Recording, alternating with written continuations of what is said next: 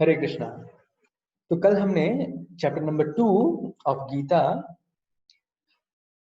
को देखा और हम सब आज चैप्टर नंबर 2 को यथाशीघ्र कंप्लीट करके चैप्टर नंबर 3 में जाएंगे। तो हम लोगों ने देखा अर्जुन ने 4 कारणे प्रस्तुत की चैप्टर नंबर 1 में गीता के। जो कारण है फर्स्ट कंपैशन, वो करुणा के कारण युद्ध नहीं करना चाह रहे हैं, उनको लग रहा है इतने लोगों की मृत्यु होगी। दूसरा कारण हमने देखा कि सुख की कमी, आनंद की कमी हो जाएगी यदि इतने लोग मर गए, तो किनके साथ वो अपना सुख उपभोग करेंगे। तीसरा कारण हमने देखा कि अर्जुन बोल रहे हैं अरे पाप लगेगा इतने लोगों को, यदि मैं अपनी इच्छा के लिए युद्ध में इतने लोग मरेंगे तो निश्चित रूप से पाप का भागी मैं बनूंगा। और चौथा कारण हमने देखा वर्ण संकर। अभी इन 4 कारणों का भगवान एक एक करके सेकेंड चैप्टर में बहुत सिस्टमैटिकली रिप्लाई दे रहे हैं। तो सेकेंड चैप्टर हमने देखा किस प्रकार से भगवान सबसे पहले स्टार्टिंग में बोलते हैं अर्जुन को कि ये कैसे विचार आ गया तुम में, ये अनार्य दुष्टम अस्वर्गम, ये ऐसे विचार आए कैसे। तो जब भगवान बहुत हेविली बोलते हैं कि ये विचार जो है तुम्हारे, वो तुमको मुक्ति तो दे ही नहीं सकते, स्वर्ग भी नहीं देंगे, या कीर्ति अपमान होगा तुम्हारा केवल। तो अर्जुन को बिल्कुल कंफ्यूज हो जाते हैं, वो समझ में नहीं आता उनके लिए क्या सही है क्या गलत। पांचवा कारण आ जाता है अर्जुन के युद्ध नहीं करने का, वो है कंफ्यूज्ड। बिल्कुल उनको समझ में नहीं आ रहा है क्या करना चाहिए क्या नहीं करना चाहिए। तो अभी अर्जुन शरणागति ले लेते हैं, बोलते हैं आप मेरे गुरु हैं, अभी आप मुझे गाइड करिए, मुझे क्या करना चाहिए क्या नहीं करना चाहिए, मुझे कुछ समझ में नहीं आ रहा है। हम लोग बोलते हैं ना कुछ समझ में नहीं आ रहा क्या करें क्या नहीं करें। तो देखिए अर्जुन भी उसी स्थिति में है। तो जब अर्जुन शरणागत हो जाते हैं तो भगवान फिर सबसे पहला ज्ञान मार्ग बतलाते हैं, सांख्य योग। सांख्य योग बतलाते हैं जिसके द्वारा भगवान बतलाते, देखो तुम कंपैशन बोल रहे हो, करुणा बोल रहे हो, तुम्हें जानना चाहिए कि करुणा किसके लिए होनी चाहिए, करुणा किसके लिए होनी चाहिए, इसके लिए ज्ञान जरूरी है। तो ज्ञान में बतला रहे हैं कि करुणा किसके लिए होनी चाहिए, आत्मा के लिए होनी चाहिए। यदि हमने कल देखा इसको डिटेल में, यदि किसी व्यक्ति यदि नाव से गिर गया है तो आप उसका कपड़ा बचाएंगे या उस व्यक्ति को बचाएंगे। तो बोल रहे हैं यहाँ पर कि आप वास्तव में यू मस्ट नो, क्या जानिए कि हम सब शरीर नहीं, हम सब आत्मा है। और यहाँ पे आत्मा के गुण को भगवान बतलाते हैं कि आत्मा ना कोई मरती है, ना आत्मा को ना कोई मार सकता है, आत्मा ना भिगाई जा सकती है, ना सुखाई जा सकती है, ना जलाई जा सकती है। और साथ ही साथ क्या बोलते हैं, और जो शरीर है, शरीर तो नश्वर है, शरीर तो टेम्पररी है ही, शरीर आता ही एक्सपायरी डेट के साथ। तो इस तरह करके भगवान बतला रहे हैं कि आपको करुणा, कंपैशन आपका कहाँ पे इंडिकेटिव होना चाहिए, सोल के प्रति। सेकेंड रीजन जो अर्जुन का था वो था कि अरे यदि ये लोग सब सबकी मृत्यु हो जाएगी तो मेरे आनंद की कमी हो जाएगी। भगवान बोलते हैं यहाँ पर उल्टा, भगवान बोलते हैं कि यदि तुम युद्ध नहीं करोगे तब तुम्हारे आनंद की कमी हो जाएगी। कैसे युद्ध करेंगे, तो बिकॉज युद्ध नहीं करेंगे अर्जुन, तो युद्ध नहीं करेंगे तो परिणाम क्या होगा, लोग इनका अपमान करेंगे। बोले डर से भाग गया, डर से भाग गया, और इसके कारण वो पूरी तरह से अकीर्ति रहेगी अर्जुन की जब तक यहाँ पे रहेगा। और यदि वो युद्ध करेगा तो जीता तो क्या मिलेगा, युद्ध किंगडम मिलेगा, और हारा तो क्योंकि युद्ध बिना बुलाए उसके पास आ रहा है तो क्या उसको मिलेगा, मृत्यु के बाद हेवन मिलेगा। भगवान यहाँ पे अर्जुन को क्या इंडिकेट कर रहे हैं, फ्रूट्स, फल दिखा रहे हैं। देखो दोनों स्थितियों में यदि तुम युद्ध करोगे तो तुम बेटर स्थिति में हो, बहुत बहुत क्लियर। युद्ध नहीं करोगे तो दोनों स्थितियों में तुम्हारे आनंद की कमी हो रही है। हारोगे, हारने का तो सवाल ही नहीं है, आप युद्ध नहीं करोगे तो लोग आपका अपमान करने वाले हैं। और यदि तुम युद्ध करोगे तो दोनों स्थितियों में तुम्हारे आनंद की में वृद्धि होने वाली। तो दूसरे कारण को भी अर्जुन का तोड़ रहे हो। तीसरा कारण जो अर्जुन युद्ध नहीं करना चाहते हैं, पाप लगेगा। तो इसमें डिटेल में भगवान अभी बुद्धि योग के बारे में बता रहे हैं।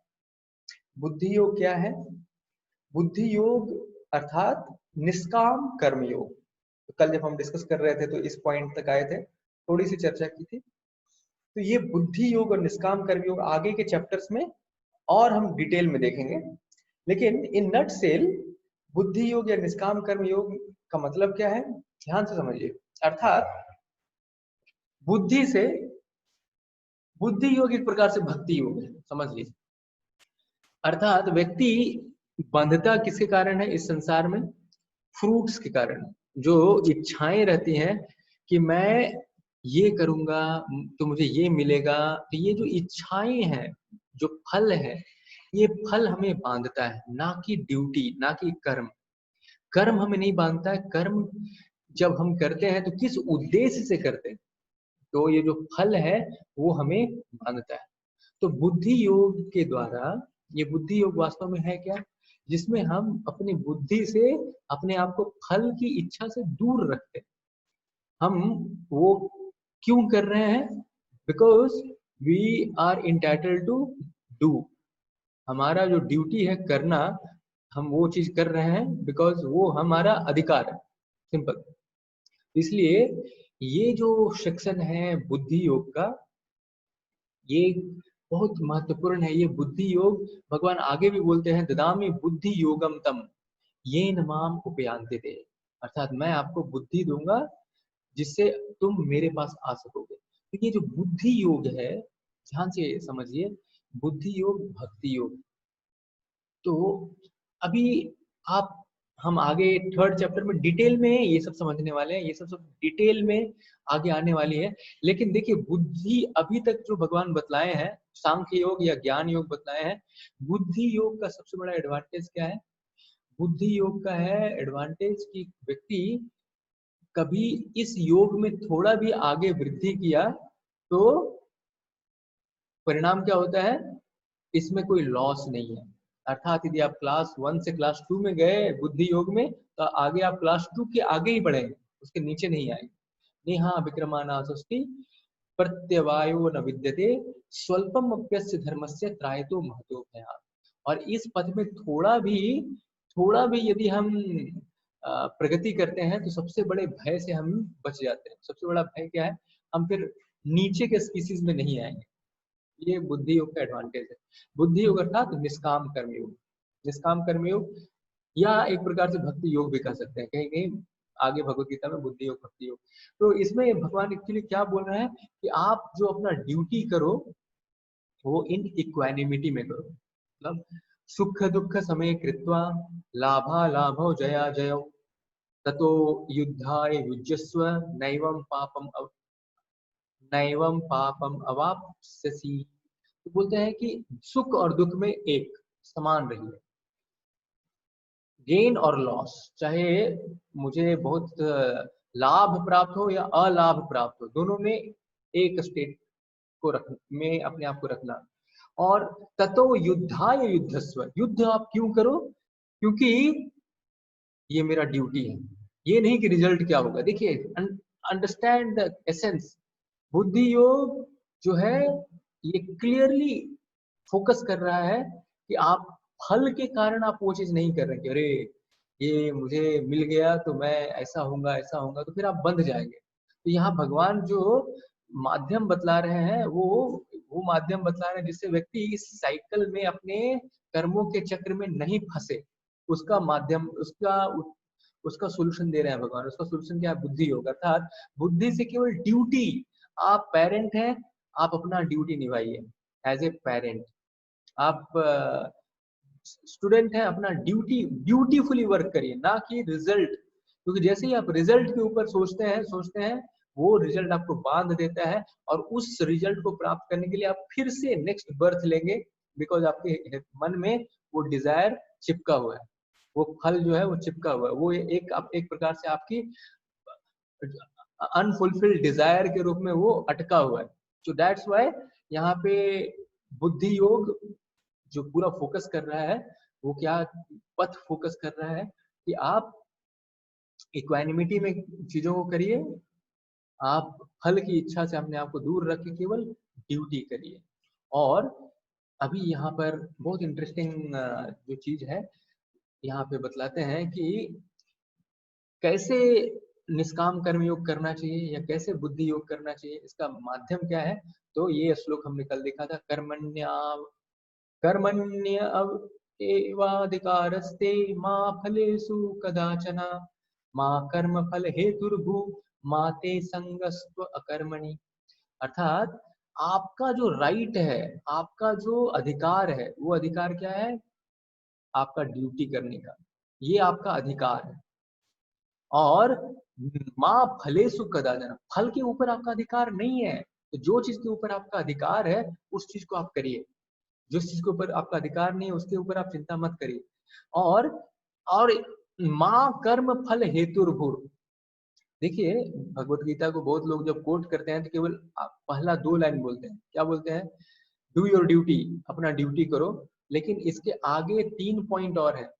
पहला पॉइंट कि आप अपना ड्यूटी करिए, दूसरा अपना फल के प्रति आप इच्छा मत रखिए, नंबर 2। नंबर 3 जो है वो बोलते हैं कि अपने आप को कारण भी मत समझिए कि मेरे कारण ये चीज मिलने वाला है। नेवर, माँ कर्म फल हेतुर्भुर, नेवर कंसिडर कि आप कारण है इस चीज को, ये जो चीज है, ये जो रिजल्ट है, ये रिजल्ट जो है वो आपके कारण आने वाला है या आपकी इच्छा के कारण वो आने वाला है। नहीं नहीं, आपकी इच्छा के कारण आप डिजायर करेंगे, आपकी इच्छा के कारण वो चीज आने वाला नहीं है। देखिए भगवत गीता का ये बहुत इंपॉर्टेंट प्रिंसिपल है, बतलाया जा रहा है कि कैसे बुद्धि योग को एग्जीक्यूट करना है या कैसे निष्काम कर्म योग करना है। और चौथा पॉइंट बोल रहे हैं कि और कभी आप ऐसा माते संगस्त्व अकर्मणि, माते संगस्त्व अकर्मणि का मतलब है कि और कभी ऐसा सोचिए भी नहीं कि जो ये रिजल्ट है कि अभी ये रिजल्ट आ गया तो मैं उसको स्वीकार नहीं करूंगा। नहीं, आप रिजल्ट के ऊपर फोकस मत करिए, आप ड्यूटी करिए, अपने आप को रिजल्ट का रीजन मत समझिए। रिजल्ट आ गया तो उसको एक्सेप्ट करिए, कोई दिक्कत नहीं। नेवर अटैच कि मैं अभी ये ड्यूटी करूंगा ही नहीं क्योंकि ये रिजल्ट आ जाएगा, ये रिजल्ट आ जाएगा इसलिए मैं ड्यूटी ही नहीं करूंगा। नहीं, आप अपना ड्यूटी करिए, नंबर 1। नंबर 2, आप अपने आप को कारण मत समझिए कि मेरी इच्छा के कारण वो फल आने वाला है। नंबर 3, आप जो फल है उसके आपका वो अधिकार नहीं है, आपका केवल ड्यूटी करने का अधिकार है। और 4, आप वो कर्म छोड़ भी मत दीजिए क्योंकि आपको फल का भय है कि ये फल आ जाएगा इसलिए मुझे नहीं करना चाहिए। नहीं, आप अपना ड्यूटी करिए, वो आपका अधिकार है। तो दिस इज हाउ यहाँ पर निष्काम कर्मयोग के बारे में बतलाया जा रहा है। तो देखिए 3 तरह के कर्म होते हैं, ये आप सबको पता है। एक कर्म है जो शास्त्रों में लिखा हुआ है, वो जब आप कर्म करते हैं, अपना ड्यूटी करते हैं, तो उसका परिणाम क्या होता है, उसका परिणाम होता है कि आप हायर डेस्टिनेशन प्राप्त करते हैं। आपने उन ड्यूटीज को किया तो उसका रिजल्ट मिलेगा आपको। दूसरा है विकर्म। विकर्म का मतलब है जहां पे आप यदि वो कार्य करते हैं, शास्त्र में बोला उसके अपोजिट, आप उसके अपोजिट चीजों को कर रहे हैं, तो उसका परिणाम क्या होगा, उसका परिणाम ये होता है कि आप आप जैसे शास्त्र ने बोला ये मत करो लेकिन आप वो चीज कर रहे हैं, तो उसका परिणाम क्या होगा, आपको उसका रिएक्शन फेस करना पड़ेगा। लेकिन तीसरा है अकर्म। कर्म, विकर्म, अकर्म। तो कर्म शास्त्र के आधार पे आप फॉलो कर रहे हैं, विकर्म शास्त्र के अगेंस्ट जा रहे हैं, और अकर्म मतलब आप शास्त्र के चीजों को फॉलो कर रहे हैं लेकिन बिना फल के इच्छा के, तो ये आपको मुक्त कर देता है, अकर्म। तो यहाँ पे देखिए भगवान क्या बोल रहे हैं अर्जुन को, अकर्म फॉलो करने के लिए। ये सब देखिए भगवत गीता का चैप्टर नंबर 2 जो है, चैप्टर नंबर 2 एक प्रकार से पूरा गीता का समरी है। ये सब चीजें अभी आगे आने वाले चैप्टर्स में फिर से आएंगी, लेकिन हम सब अभी डिस्कस कर रहे हैं। तो परिणाम क्या होगा यदि अर्जुन बुद्धि योग को फॉलो करेगा, तो देखिए परिणाम ये होगा कि कोई रिएक्शन नहीं, अर्जुन कोई भी चीज में बंधेगा नहीं, कोई भी उसका अभी कोई कार्य कर रहे हैं उसका रिएक्शन नहीं मिलेगा, तो फिर आपको फिर नेक्स्ट बर्थ नहीं मिलेगा। तो इसमें कोई रिएक्शन नहीं, फिर कोई जन्म मृत्यु का साइकिल से आप चक्र से बाहर निकल गए। तो ये सब एडवांटेजेस हैं क्या चीज के, बुद्धि योग को फॉलो करने के लिए। तो भगवान अभी इस पॉइंट पे एक बहुत इंटरेस्टिंग पॉइंट बोलते हैं, जो चैप्टर नंबर 3 को ओपन करने वाला है। चैप्टर नंबर 3 को ओपन करने वाले, यहीं पे भगवान एक वर्स बोलते हैं, वो बोलते हैं अवर दूरेन ही अवरम कर्म बुद्धि योग धनंजय बुद्धौ शरणम अनविच्छ कार्पण कृपणा फल हेतवः। वो बोल रहे हैं कि अर्जुन, अभी मैंने तुमको बताया, अब बुद्धि से दूरेन ही अवरम कर्म, अपने आप को दूर रखो सब अवरम कर्मों से। तो क्या बोलना चाह रहे हैं, देखिए ध्यान से, भगवान यहाँ बोलना चाह रहे हैं अर्जुन को कि अर्जुन अपने आप को बुद्धि योग से अवरम कर्मों से दूर रखो। अवरम कर्म यहाँ पे भगवान क्या बोलना चाह रहे हैं, जो फल की इच्छा से किया गया कार्य है उससे अपने आप को दूर रखो। लेकिन अर्जुन यहाँ पे अवरम कर्म का मतलब क्या लेने वाले हैं, अवरम कर्म, अभी अर्जुन को क्या लग रहा है कि अवरम कर्म का मतलब ये युद्ध ही अवरम कर्म है। तो ये जो 2.49 जो श्लोक है, यही श्लोक अर्जुन को भी कंफ्यूज कर देता है। हो गया, हम लोग आगे चलते हैं। तो अभी यहाँ पर जो फाइनली स्थित प्रज्ञ, यदि कोई व्यक्ति अच्छे से निष्काम कर्म योग को कंटिन्यू करता है, निष्काम कर्म योग या बुद्धि योग या भक्ति योग को कंटिन्यू करता है, तो वो क्या बन जाता है, स्थित प्रज्ञ व्यक्ति बन जाता है, हाईली एलिवेटेड पर्सनालिटी, लिबरेटेड, जीवन मुक्त व्यक्ति बन जाता है। तो ये जो जीवन मुक्त व्यक्ति बन जाता है, तो अर्जुन पूछते हैं कि ये जीवन मुक्त लोग जो हैं, वो उसके सिम्टम्स क्या है, वो किस प्रकार उसके गुण कैसे होते हैं, और ये जो जीवन मुक्त लोग होते हैं वो कैसे बोलते हैं, और वो कैसे बैठते हैं, और वो कैसे चलते हैं। तो ये अर्जुन प्रश्न पूछते हैं। तो अभी इसका उत्तर देते हैं भगवान कि ये जो जीवन मुक्त लोग हैं या स्थित प्रज्ञ लोग हैं, वो इनका जो जनरल कैरेक्टरिस्टिक है, वो क्या है कि प्रजाहाति यद कामान सर्वान पार्थ मनोगतान आत्मनि एवात्मनः तुष्टः स्थिति प्रज्ञास्तदुच्यते। तो बोलते हैं कि ये जो स्थित प्रज्ञ है, वो सब प्रकार के भौतिक इच्छाओं को इन्होंने त्याग दिया है। अभी इनके मन में कोई भौतिक इच्छाएं नहीं, पहला चीज। और जो भी चीजें मन में से उभरती हैं, अभी सबको इसने जीत लिया है। अभी कोई भी मन में इनका चीज उभर नहीं रहा है कि मुझे ये करना है, ये करना है, ये करना है। तो ये सब तरह के भौतिक जो इच्छाएं हैं उसके ऊपर विजय प्राप्त कर लिया है। दूसरा, आत्मनि एवात्मनः तुष्टः, ये अपने आप में अभी ये संतुष्ट लोग हैं, अपने आप में संतुष्ट हैं, अपने आप को जान रहे हैं कि मैं भगवान का सेवक हूँ, इस रूप में अपने आप को संतुष्ट रखे हैं। ऐसे लोग क्या कहलाते हैं, स्थित प्रज्ञ। तो स्थित प्रज्ञ के जनरल कैरेक्टरिस्टिक को बतलाया गया है। क्या जनरल कैरेक्टरिस्टिक, पहला कि अभी इसने पूरे भौतिक इच्छाओं का त्याग कर दिया है, नंबर 1। नंबर 2, अभी ये पूरी तरह से अपने आप में संतुष्ट है कि मैं भगवान का सेवक हूँ। और अभी बोलते हैं स्थित प्रज्ञ का भाषा, ये बोलता कैसे है स्थित प्रज्ञ। बोलने का मतलब यहाँ पे क्या बतलाया जा रहा है कि स्थित प्रज्ञ जो है उसका रिस्पॉन्स कैसा होता है, कैसा उसका रिस्पॉन्स होता है। तो देखिए बहुत महत्वपूर्ण चीज यहाँ पे बतला रहे हैं, दुखे स्व अनुद्विग्ध मन सुखे सुविगत स्पृह वीतराग भय क्रोध स्थित धीर मुनि उच्यते।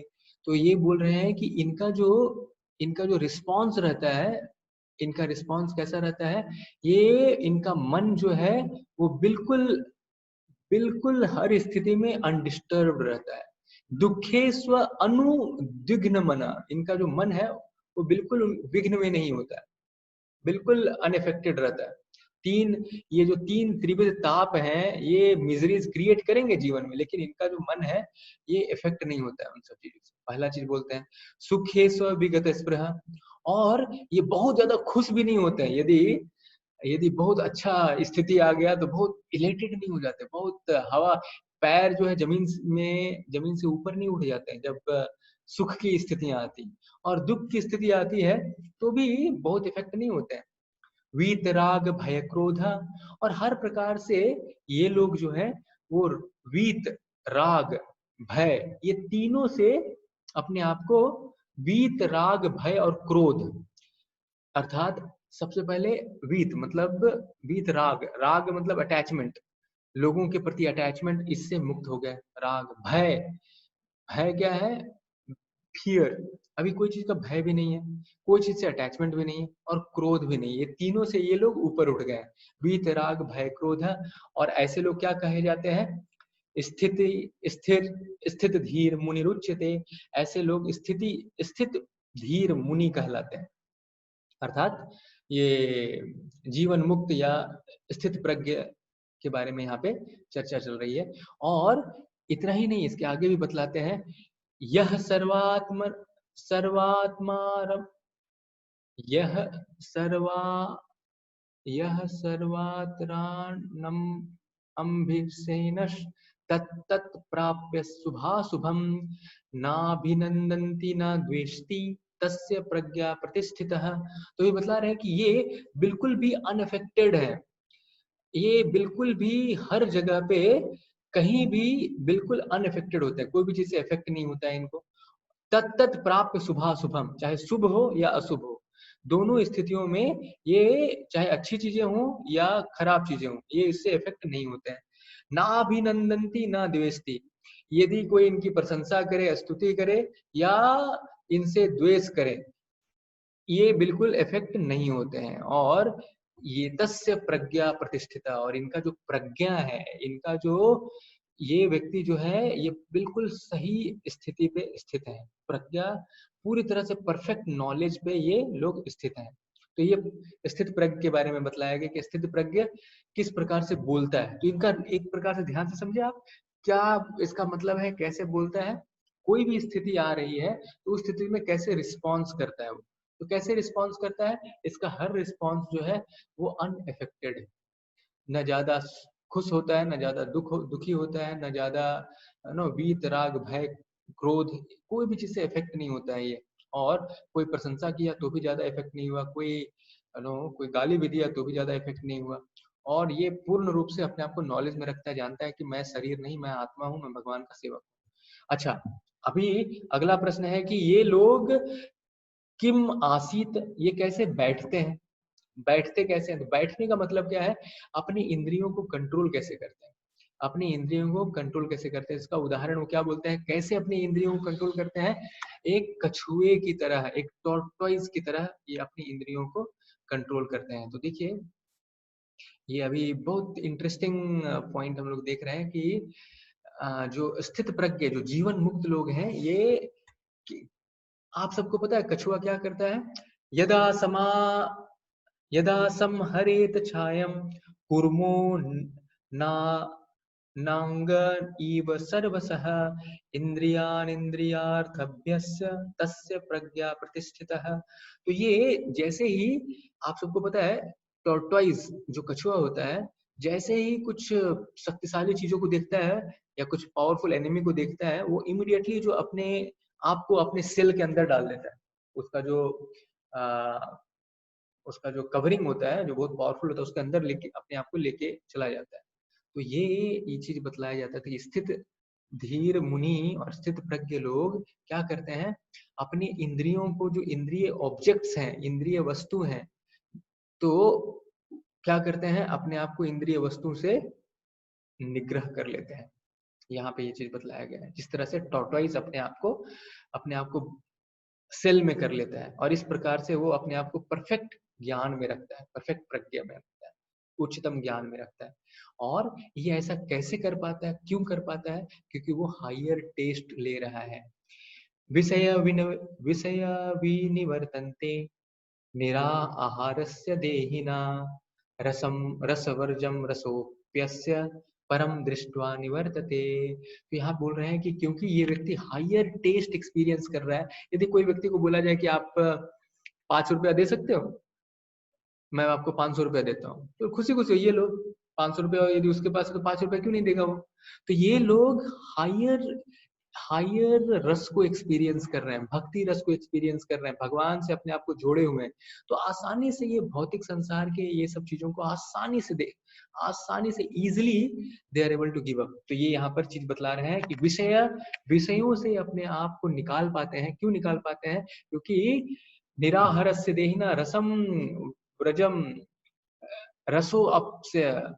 रसोपि अस्य परम दृष्टवा निवर्तते। क्योंकि ये इनके पास ये क्या कर रहे हैं, हायर टेस्ट एक्सपीरियंस कर रहे हैं। इस हायर टेस्ट के कारण वो आसानी से इन सब चीजों को, जो विषय है, विषयों से अपने आप को दूर रख पा रहे हैं। ओके, तो अभी यहाँ पे बतलाते हैं कि देखिए इतना आसान नहीं है ये जो अभी हमने चर्चा की, ये इतना आसान नहीं है। क्योंकि बहुत बहुत बुद्धिमान व्यक्ति भी, बहुत बहुत उच्च लेवल का व्यक्ति भी, उसके जो इंद्रियाएं हैं वो भी क्या हो जाती हैं, डिस्ट्रैक्ट हो जाती हैं, वो हिल जाती हैं। बिल्कुल व्यक्ति अपने आप को कंट्रोल में नहीं रख पाता। ये इंद्रियाएं इतनी शक्तिशाली हैं। तो भगवान यहाँ क्या बोलते हैं, यत तो ही अपि कौन्तेय पुरुषस्य विपश्चितः इंद्रियाणि परमार्थीनि हरन्ति परसभम मनः। तो बोल रहे हैं कि ये इंद्रियां इतनी शक्तिशाली हैं कि यद्यपि व्यक्ति बहुत प्रयास करता है, लेकिन एक व्यक्ति जो विवेकशील है, विवेक है, जिसके पास बुद्धिमान है, समझ सकता है कि क्या सही है क्या गलत है, ये सब इंद्रियानी परमाथिनी वर्ड यूज किया है भगवान ने, कि इतनी शक्तिशाली है कि यहाँ तक कि ये हरंती परसभम मन, ये मन को हर लेता है, फोर्सिबली वो मन को अपनी तरफ लेकर चला जाता है। इतना शक्तिशाली है। देखिए कितना प्रैक्टिकल है गीता। ये केवल बतला नहीं रहा है कि ऐसा स्थित धीर मुनि होते हैं, वो बतलाते हैं कि ये इतना आसान नहीं है। और तो प्रश्न उठता है कि कैसे करें, कोई रास्ता है क्या? भगवान बोलते हैं हाँ रास्ता है। यहाँ पे भगवान भक्ति योग का पहला हिंट दे रहे हैं। ये श्लोक है 2.61, जहाँ पे भगवान भक्ति योग के बारे में क्लियरली बतला रहे हैं कि कैसे व्यक्ति इन इंद्रियों के इस शक्तिशाली चीजों से बच सकता है। तो ये श्लोक में भगवान पहली बार बोलते हैं मत परः तानि सर्वाणि संयम्य युक्तासीत मत परः वसे ही यसेन्द्रियाणि तस्य प्रज्ञा प्रतिष्ठितः। तो बोलते हैं यहाँ पे बहुत बहुत क्लियरली कि जो इंद्रियों को निग्रह करता है, तानि सर्वाणि संयम्य, सब प्रकार से अपनी इंद्रियों को निग्रह करता है, युक्त आसीत मत परः, और क्या करता है, अपने चित्त को, अपने मन को कहाँ पे लगाता है, मुझ में लगाता है। मुझ में अर्थात भगवान कृष्ण में लगाता है। तो वसे ही यसे इंद्रियाणी, और अपनी इंद्रियों को पूरी तरह से कंट्रोल में रखता है, तस्य प्रज्ञा प्रतिष्ठिता, ये व्यक्ति स्टेडी इंटेलिजेंस, ये व्यक्ति वास्तव में प्रज्ञ प्रतिष्ठित लोग हैं। यही लोग प्रज्ञ प्रतिष्ठित लोग हैं। तो देखिए भगवान यहाँ पे बतला रहे हैं कि जो व्यक्ति भगवान में अपना चित्त लगा रहा है, क्या है वो, भक्ति योग। तो यही केवल भक्ति योगी व्यक्ति जो है, वही वास्तव में इंद्रियों को कंट्रोल में कर सकता है, बाकी इम्पॉसिबल। चाहे आप कितना भी बहुत बड़ा योगी क्यों ना हो, इतना आसान नहीं है। एक बार माया ऐसा फ्लिक करेगी और व्यक्ति ऊपर से नीचे आ जाएगा। तो सेंस कंट्रोल, जो इंद्रिय को कंट्रोल करने का जो पॉसिबिलिटी है, ओनली कब है, ऋषिकेश सेवनम, ऋषि के ये इंद्रियों के द्वारा हम, इनके कंट्रोलर कौन है, ऋषिकेश, जब उनकी सेवा करते हैं तभी हम इन इंद्रियों को कंट्रोल में रख सकते हैं। अभी आगे भगवान बतलाते हैं कि कैसे जो व्यक्ति अपने मन को कंट्रोल नहीं करता है, उसका फॉल डाउन कैसे हो जाता है, वो कैसे गिर जाता है। देखिए बोले चैप्टर नंबर 2 जो है बहुत बड़ा चैप्टर है, और इस चैप्टर में भगवान ने बहुत कुछ बतला दिया, पूरा पूरा गीता बतला दिया। तो यहाँ पे बतलाते हैं कैसे व्यक्ति का फॉल डाउन हो जाता है, कैसे व्यक्ति गिरता है। अब बहुत उच्च स्थिति में भी होगा वो, तो भी उस उच्च स्थिति से कैसे नीचे गिरता है यहाँ पे बतलाया जा रहा है। क्या है, ध्यायतो विषयान पुंसः संगस्ते सुपजायते संगात् संजायते कामः कामात् क्रोधोऽभिजायते क्रोधात् भवति सम्मोहः सम्मोहात् स्मृति विभ्रम स्मृति भ्रंशात् बुद्धिनाशो बुद्धिनाशात् प्रणश्यति। तो बोल रहे सबसे पहले क्या करता है व्यक्ति, सबसे पहले अपने इंद्रियों से वो ध्यायतो विषयाम पुंसा, वो विषय के प्रति ध्यान करता है, विषय के बारे में सोचता है कि काश ऐसा होता तो अच्छा, ऐसा होता तो अच्छा होता, ऐसा होता तो अच्छा होता। तो ये जो विषय के प्रति ध्यान है, विषय के प्रति जो कंटेम्पलेशन है, यही व्यक्ति को नीचे गिराएगा, यही व्यक्ति को स्टेडी इंटेलिजेंस में नहीं रहने के लिए देगा। तो जो व्यक्ति बहुत इस तरह विषय के ऊपर ध्यान करता है, तो ये ध्यान के कारण क्या होता है, संगास्तेषु उपजायते, धीरे धीरे उस चीज के प्रति अटैचमेंट आना शुरू हो जाता है। जिस चीज के ऊपर वो कंटेम्पलेट करता है, ध्यान करता है, उस चीज के ऊपर धीरे धीरे धीरे धीरे वो आकर्षित होने लगता है, उससे बंधने लगता है, उससे अटैच होने लगता है। और ये अटैचमेंट फिर अभी जब बहुत उससे अटैच हो जाता है, तो क्या चीज का जन्म होता है, संगात संजायते काम, काम का जन्म होता है, लस्ट का जन्म होता है। तो हमने सबसे पहले देखा, सबसे पहले क्या हुआ, कंटेम्पलेट किया वो चीज के ऊपर, कंटेम्पलेट किया, विचार किया, ध्यान किया, विचार किया, ध्यान किया, इसके कारण अभी क्या हो गया, उसके प्रति अटैचमेंट आ गया, अटैचमेंट उस चीज के प्रति आ गया, अटैचमेंट आ गया, तो अभी क्या आ गया, काम, अभी मुझे वो चीज चाहिए, कामात् क्रोधो अभिजायते। और ये काम जो है यदि पूरा नहीं होता है तो क्या हो जाता है, क्रोध आ जाता है, क्रोध, गुस्सा आ जाता है। और मटेरियल वर्ल्ड ऐसा है कि हर चीज पूरा नहीं होने वाला है, हर इच्छाएं पूरी नहीं होने वाली। तो ये जो क्रोध आ जाता है, क्रोधात् भवति सम्मोह, और जब क्रोध आ जाता है तो व्यक्ति पूरी तरह से वो क्या भ्रम में आ जाता है।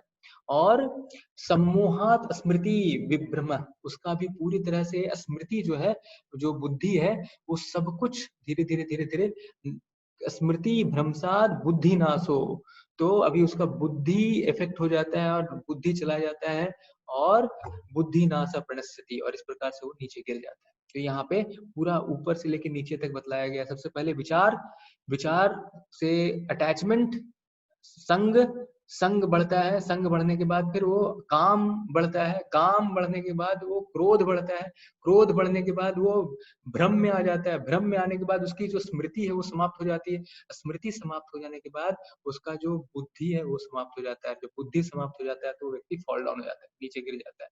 तो ये हमने यहाँ पे देखा किस प्रकार से मन अनकंट्रोल्ड, मन के कारण नीचे गिर जाता है। फाइनली जो लास्ट है कि स्थित प्रज्ञ अपने आप को किस तरह से सेंस में एंगेज करता है। तो इस सत्र को मैं थोड़ा और कंटिन्यू करूंगा, we want to complete this chapter. तो अभी लास्ट के कुछ सेकंड बचे हुए हैं, आप फिर से लॉग इन करिएगा, क्योंकि इस चैप्टर को मैं 5-10 मिनट और लूंगा कंप्लीट करने के लिए, ये लास्ट 30 सेकेंड्स बचे हुए हैं। तो हम सब अभी लास्ट स्थित प्रज्ञ का किस प्रकार से वो इस संसार में अपने आप को मूवमेंट करता है, किस प्रकार से वो इस संसार में वो घूमता है, चलता है, उसके बारे में हम अभी फाइनली चर्चा करने वाले हैं। स्थित प्रज्ञ का प्रसाद, स्थित प्रज्ञ, how he moves in this world.